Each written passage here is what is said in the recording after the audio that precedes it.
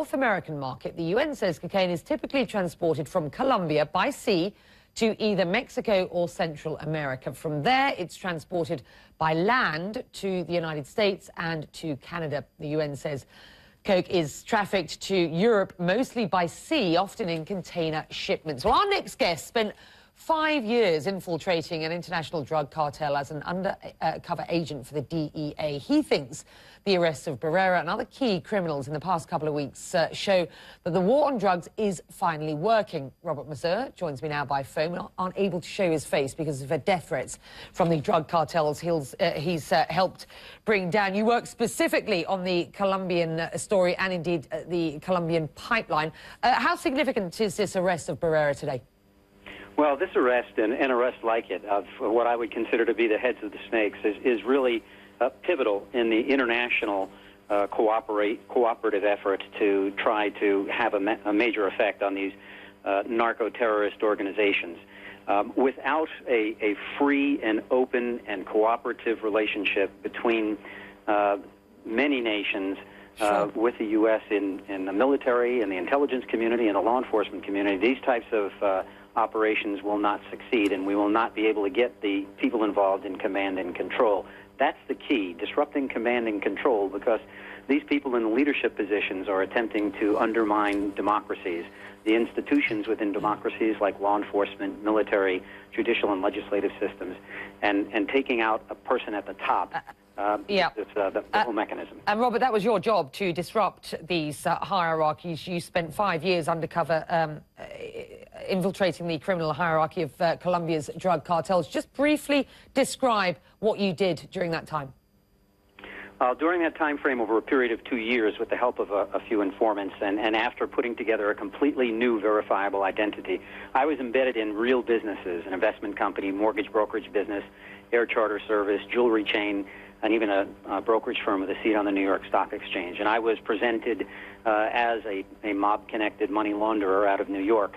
And I got the opportunity to work my way up through the Medellin cartel, ultimately dealing with the people who were working directly with Pablo Escobar, including one of his principal consigliaries, a lawyer based in Medellin, and also the major distributors who were producing in the United States roughly $20 million a month in 8 different cities. And that doesn't even take into consideration the European routes, which are very, very lucrative, because cocaine sells for 2.5 times there as it does in the United States. Remarkable stuff. And as you've been talking, we've been taking a look at some of the shots that you sent us of some of the work that you completed during that 5 years.